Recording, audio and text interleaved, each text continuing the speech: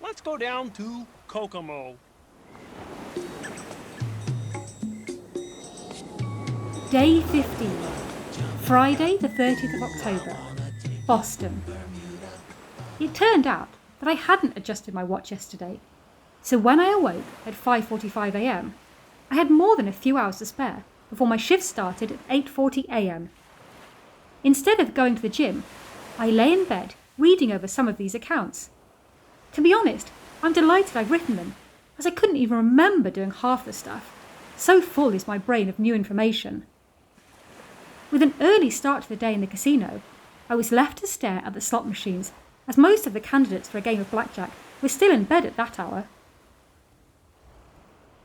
I get mesmerised by the slots so quickly without a game to distract me. They jangle away, vying for my attention, making increasingly louder sounds, trying to drown each other out. And the lights blink and flash away until you become hypnotised by their spell. From BJ1, the blackjack table, I can see my favourite, Cougarlicious machine, replete with predatorial ladies, lipstick and hot young thing icons. My next favourite is the fabulous Las Vegas slots. A seat on 3-card poker 2 affords you a good view of the round carousel where they live. An addictive coin pusher type affair, like those found on the seafront at Great Yarmouth. What happens when a big wave comes, I've yet to find out, but my guess is all the guests on one side will get a big payout. In the far corner, a bit out of sight for my liking, is a claw grabber machine, where the aim of the game is to grab one of the many wads of cash and deposit it in a large corner hole so that you can take it out and spend it. That would be higher up my list, only for its poorly placed location, and the fact that nothing will live up to this machine I found in Palm Beach, Florida. Yes, that's right. This contraption involved you selecting, capturing, and attempting to drop a live lobster down a hole. If successful, the bar cooked it for you for free. It was way harder than it looked, as the weight of the creature in the water was significantly different to that of it once the claw had retracted to its full height to swing over the gaping hole.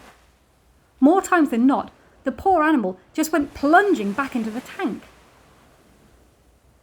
Sometimes it wasn't even possible to grab a lobster at all, as they shuffled off hurriedly when they saw the jaws descending towards them. I never did win one myself, despite investing enough dollars to open my own lobster petting zoo. But I saw an experienced gentleman who won quite a few. I was very jealous of him at first, but then began wondering, not about the ethics of the whole affair, but how long they'd been in the tank, and what did they eat? Did the bartenders take them out after last orders? Did they keep track of individual creatures? Oh look, Thomas got fried today, but Jeremy's still standing after 17 weeks. Maybe it was for the best that I didn't manage to lasso one for my supper. There are a few machines that I don't like. The first one I spotted on my second day in the casino. It's the Sirens slot. The three girls, or sirens, are very badly drawn in my opinion. The blue one looks like a bad effigy of Christ, and I call it the creepy Jesus machine, and I resent having to look at that one for too long. The one I really detest though is the China Shores Panda model. This game has different operational screens, and selection icons roll round on a continuous loop when the machine is vacant. Raging Bull, Aztec Warrior, Fire-Breathing Dragon, Inca Trail, Striped Tiger, and then the damn sneaky panda. I can feel their beady eyes watching me at all times, silently judging me. From BJ5, there can be up to 7 pious pandas watching you at any one time. 7! That's 14 individual, dark black eyes burning holes into my head as they stare at me unblinking, following my every move. Upon reading that back for spelling mistakes, I was a bit disturbed, as it kind of sounds like I've lost the plot. I'm not crazy, I just don't do well when I'm left with nothing to do for more than about 36 seconds. My mind starts to wander to some very strange places. As soon as I got my 2-hour break, I went straight out for a long run on the top deck. The fresh air and exercise helped me to exercise the demon cartoon wildlife from my understimulated brain. A few laps walking on the promenade deck, and I was fit to start the evening part of my shift. I was a little less happy as I landed on the Mistletoe Square in Boston this morning. Instead of being granted shore leave, my duties were sanitising the casino as soon as the guests disembarked. And then I was placed on embarkation directional with guest concierge, escorting the VIPs to their cabins and helping with passenger orientation. This was quite challenging for both me and the guests, as unless they wanted to stay in the cabin next door to mine and spend the week eating in the crew mess, they were likely to be disappointed, as I still don't know my way round the upper reaches of the ship.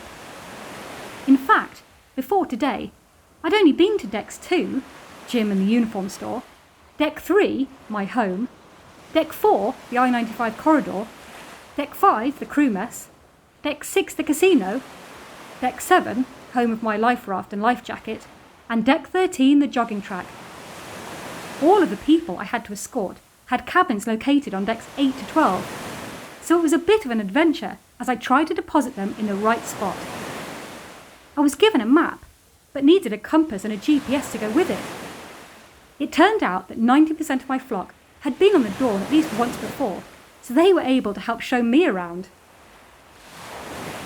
I was also excited to be able to speak French again and try to orientate some lost guests that had joined the elevator alongside my disciples.